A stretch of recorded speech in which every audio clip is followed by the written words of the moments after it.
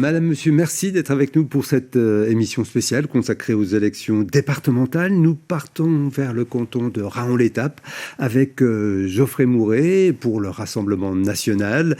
Votre colistière, Cindy Antoine, n'a pas pu être à vos côtés pour cet enregistrement, pas plus que sa suppléante. Alors, vous êtes conseiller municipal à Saint-Dié, vous vous présentez dans le canton de Raon-l'Étape. Quelles sont vos motivations ?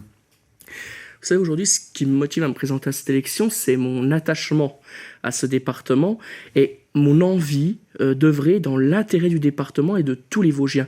Mais par-dessus tout, j'ai la volonté, si je suis élu en juin prochain, de mener une politique de rupture avec celle qui est menée au conseil départemental actuellement. Je rappelle tout de même qu'ils ont comme bilan 3 collèges qui ont fermé. Une prise en charge des migrants au détriment des Vosgiens les plus précaires. Une voirie, du moins certaines routes départementales qui sont dans un état lamentable. 200 km de routes qui ne sont plus déneigées depuis 2016. Donc c'est tout ça que vous voulez changer en arrivant au conseil départemental ? Bien entendu, j'ai pour objectif d'y remédier. Alors, quelle est la compétence dans celle du département dans laquelle vous avez le plus envie de vous investir et est-ce que vous avez déjà des projets que vous pourriez développer ? Oui, le programme que je vais porter durant toute cette élection va s'intéresser à différentes thématiques, mais je vais surtout articuler ma campagne autour de certaines thématiques, dont la prise en charge des migrants. Je rappelle qu'un mineur étranger isolé coûte 40 000 € par an. Ça nous a coûté 8 millions d'euros en 2019. À mon sens, le conseil départemental en fait beaucoup trop en la matière, puisqu'il participe à leur insertion en partenariat avec la fédération du BTP 88.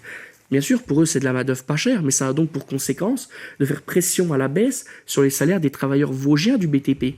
Mais qu'est-ce qu'on en fait de ces jeunes migrants qui arrivent dans le département ? Bon, tout d'abord, je tiens à rappeler que beaucoup ne sont pas vraiment des mineurs. Il y a un rapport du Sénat qui a rappelé que certainement 60% d'entre eux seraient en réalité des majeurs.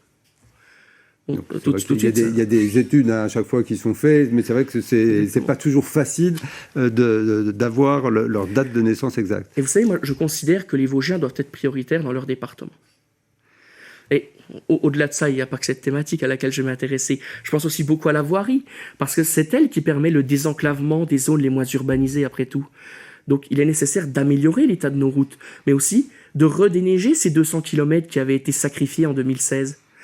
Et bien entendu, nous ne sommes pas insensibles à la question des 90 km/h qui ont été faussement rétablis par François Vanson, puisqu'ils n'ont été rétablis que sur 9,5% du réseau routier. Nous voulons le rétablir sur l'ensemble. Nous sortons d'une crise sanitaire qui va avoir un impact durant cette campagne, parce que vous n'allez pas pouvoir mener une campagne, entre guillemets, comme précédemment. On s'achemine peut-être vers un retour à une normalité. Comment le département, à votre avis, quel rôle doit jouer le département dans cette sortie de crise sanitaire ? Eh bien, il est sûr d'une chose, c'est qu'à l'issue de cette crise sanitaire, on ne pourra plus jamais aborder la thématique de la santé comme auparavant.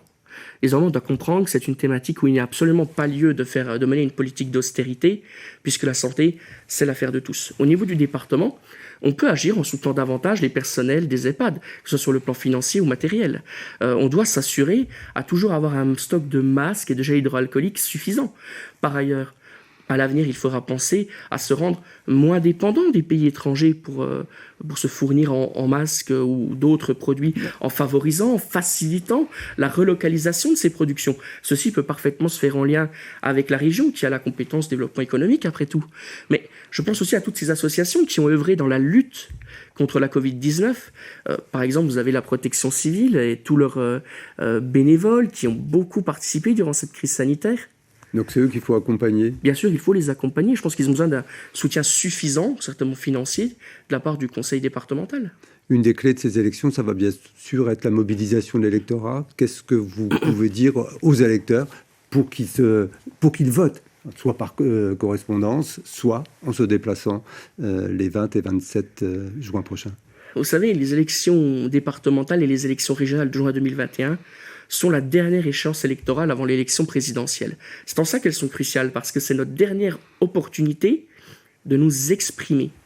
Mais Par-dessus tout, je dirais à tous les électeurs que pour eux, c'est aussi l'opportunité d'avoir en juin prochain des élus qui ont des convictions politiques, qui ne les renieront pas en cours de mandat, qui ne seront pas comme M. Pierrat, une fois candidat divers gauche, une fois candidat divers centre, par exemple, mais aussi des élus qui travailleront dans leur intérêt, dans l'intérêt du département. Geoffrey Mouret, merci d'être passé sur ce plateau. Nous aurons l'occasion de revenir, bien sûr, sur ces élections. Merci à vous de nous avoir suivis.